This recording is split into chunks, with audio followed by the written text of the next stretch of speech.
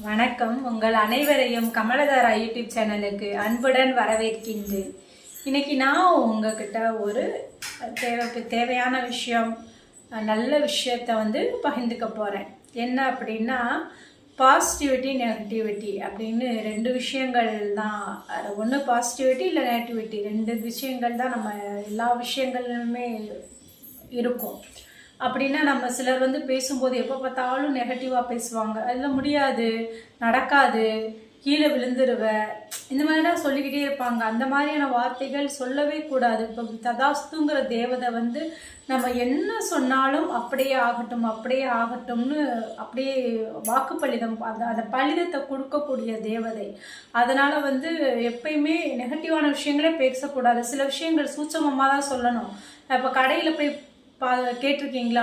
மளிகை கடையில் போய் நீங்கள் உளுந்து இருக்கா அப்படின்னு கேட்டால் அவங்கக்கிட்ட ஆக்சுவலாக இருந்திருக்காது, ஆனால் இல்லைன்னு சொல்ல மாட்டாங்க. வாங்கி வைக்கிறேன் வாங்க அப்படின்னு சொல்லுவாங்க. அந்த மாதிரி அதெல்லாம் சில வார்த்தைகள்லாம் சென்டிமெண்டடாக நம்ம பெரியவங்க சொல்லிட்டு போயிருக்காங்க. சிலர் பார்த்தீங்கன்னா வீட்லேயுமே பார்த்தீங்கன்னா ஒரு கிரக தேவதை இருக்கும்.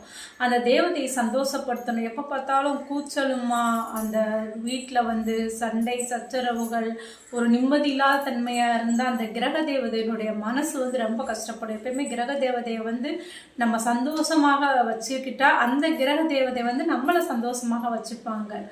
அதனால் இப்போ எப்பயுமே பாசிட்டிவாக பேசணும். பாசிட்டிவ்னா என்ன அப்படின்னா, ஒரு இடத்துக்கு கிளம்புறோம் அப்படின்னா போயிட்டு நாங்கள் இந்த ஒரு வேலை விஷயமா போகிறாங்கன்னு வச்சுக்கோங்க, நம்ம ப்ளஸ் பண்ணணும். நீ போகிற இல்லை, இந்த வேலை கண்டிப்பாக இந்த காரிய சித்தியாகும், சக்ஸஸாக இருக்கும், நீ கவலைப்படாத, போயிட்டு வா அப்படின்னு சொல்லணும். இன்டர்வியூ போனால் கண்டிப்பாக உனக்கு தான் கிடைக்கும் அப்படின்னு சொல்லிட்டு அனுப்பணும். எந்த ஒரு அசஸ்லெஸ்ஸாக அந்த இது இருக்கவே கூடாது. Positivity positivity. இந்த பிரபஞ்சத்தில் நம்ம என்ன சொன்னாலும் இந்த பிரபஞ்சத்தில் அப்படி நம்ம விதைச்சிடுறோம். அதுதான் நமக்கு ரிப்ளைங்கிறது வருது.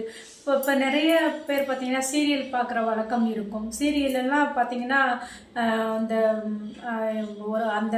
ஒரு கேரக்டர் இறந்து போன மாதிரி காமிப்பாங்க. ஒவ்வொன்று கூச்சல் அந்த மாதிரிலாம் இருந்ததுன்னா சேனலை மாற்றிடுங்க. தயவு செய்து அந்த மாதிரி சீரியல்லாம் பார்க்காதீங்க.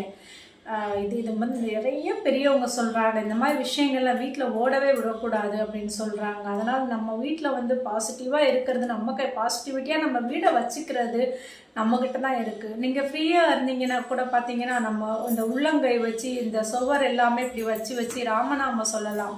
அது வீட்டுக்கான நல்ல பாசிட்டிவிட்டி. இப்படி வச்சுக்கிட்டு கூட இப்படி ஒவ்வொரு இடத்துலையுமே இப்படியே வச்சு ராமநாமம் சொல்கிறது நினைக்கலாம். ஆனால் அந்த நாமத்துக்கு அவ்வளோ ஒரு பவர், அவ்வளோ ஒரு பாசிட்டிவிட்டியான நம்மளை இயக்கக்கூடிய நாமம் இது. நீங்கள் வீட்டில் சும்மா இருந்தீங்கன்னா சமையல் பண்ணும் கூட நாமா சொல்லலாம். வீட்டில் நீங்கள் சும்மா ஏதோ கொஞ்சம் சாட்சிக்கலாம், படுத்துப்போங்க ஒரு 10 நிமிஷம் 1/4 மணி நேரம் அப்படின்னா கூட கண்ணை மூடி நாமா சொல்லலாம். அது எல்லாமே நம்ம வீட்டில் பாசிட்டிவ். சில நெகட்டிவ்லாம் விரட்டி விட்டுக்கிட்டே இருக்கும் அந்த நாமா சொல்கிறது. அதே மாதிரி பார்த்தீங்கன்னா இப்போ நம்ம செல்லுங்கிறது யூஸ் பண்ணுறோம் தானே.